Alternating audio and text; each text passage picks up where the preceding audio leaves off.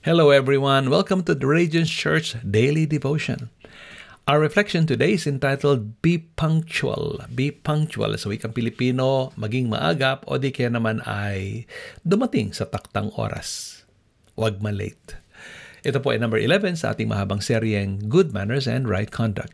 Simulan po natin ito sa pagbabasa ng isang bahagi ng banal na kasulatan, Aklat ng Efeso, 5 kabanata, talatang 15. Narito ang sinabi ni Apostol Pablo.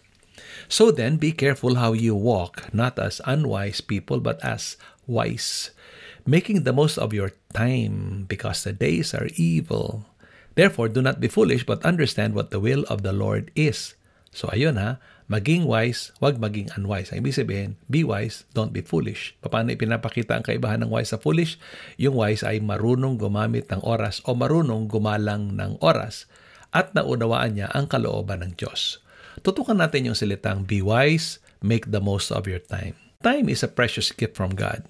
Its value outweighs money and possessions. Unlike material things, time cannot be stored. It's a fleeting resource available only as it passes by. And when it is gone, there's no way to retrieve it. So ang oras ay isang kayamanan na dapat pag-ingatan at pahalagahan.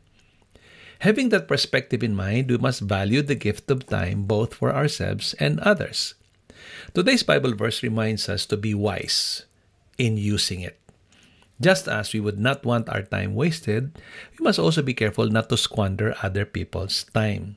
So halimbawa, meron kang appointment. You have an appointment to meet someone at a particular time and place, or if your presence is expected at a certain event or gathering, we must follow the agreed upon schedule and be present at the precise moment we are expected. So, ibig sabihin, kung meron kang appointment at kailangan kang nandun sa isang particular na oras, dumating ka sa oras na itinakda at pumunta ka sa lugar na itinakda at huwag kang darating na late. Bakit? Kasi making others wait without a valid excuse is equivalent to wasting their time. Hindi lamang natin sinasayang ang oras nila, binababa pa natin yung ating kredibilidad. Sa tuwing tayo'y malilate, pinapakita natin sa kanila na di tayo pwedeng pagkatiwalaan. Nagpapakita din ang pagiging late ng kawalan ng konsiderasyon sa kapwa. At ito'y nagpapahiwatig din ng kakulangan ng ating wisdom. Pagbabiolate ito sa prinsipyo ng good manners and right conduct. Kasi mas pinagbigyan natin yung ating sariling kaginhawahan above our commitment. Ang nangyayari, parang naging mas mahalaga tayo kaysa sa kanila. Di ba sabi sa Bible, pahalagahan natin ang ibang tao higit sa ating sarili. Narito pong ilang mga panuntunan o paalaala para magkaroon tayo ng tamang pananaw patungkol sa punctuality. Number 1, begin with the proper perspective. Ano ang tamang perspective? Value their time as you would want them to value yours. Parang golden rule yan, hindi ba? Yung nais mong gawin sa iyo ng kapwa mo, gawin mo rin sa iba. Gusto mong igalang nila ang oras mo, igalang mo oras nila. So, paano natin ito gagawin? Establish a routine. Para hindi ka na nalilate, establishin mo yung routine mo at pag-aralan mo kung paano ipaprioritize yung iyong mga priorities. Papraktisin natin yung prinsipyo na itinuro ko na sa inyo ng araw. First things first. Unahin ang mga dapat unahin. Paano pa natin ito isasagawa para hindi na tayo nalilate? Do advanced preparations bago dumating ang araw ng appointment.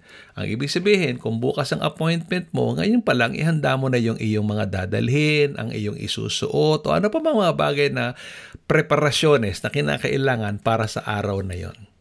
Huwag mong hintayin yung last minute na kunin yung mga dapat mong dalhin, di ka na magkanda o gaga, natataranta ka na kasi hindi mo inayos yung iyong mga priorities. Pag-aralan mo rin ang iyong timing. I-calculate mo yung oras ng biyahe mula sa iyong panggagalingan papunta sa iyong pupuntahan. Huwag nating gagawing dahilan yung traffic. Alam mo namang matraffic di agahan mo, hindi ba? Kung ang time travel ay 1 oras, di bumadget ka ng 2 oras para kung sakaling matraffic man o ano man ang mangyari, nandun ka pa rin sa takdang oras.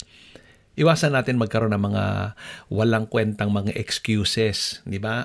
Ang hirap po kasing bihisan ng bata. Natutulog pa po kasi yung anak ko, hindi ko kayang gisingin. O di kaya naman ay yung common na expression na lahat naman po ng tao doon late, so ba't pa ako magiging on time? Huwag mong ibababa ang standard mo. Panatilihin mong nasa taas ang iyong standard at hindi mo gagawing standard yung mga mali. Remember that punctuality is a tangible demonstration of reliability, respect, and a firm commitment to timely fulfilling obligations. It fosters trust, strengthens our relationships, and most of all, it glorifies God.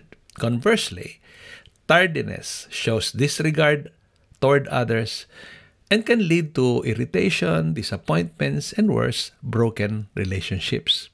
O ayan, maging maingat tayo na maging punctual sa lahat ng pagkakataon sapagkat pinapakita natin sa ating pagiging punctual ang ating kredibilidad at kasiguruhan na ang ating mga pinapangako ay tutup din natin.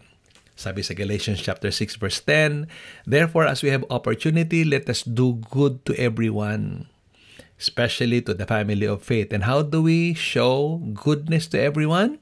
Siyempre, by coming on time. O yan huwag na tayong malilit.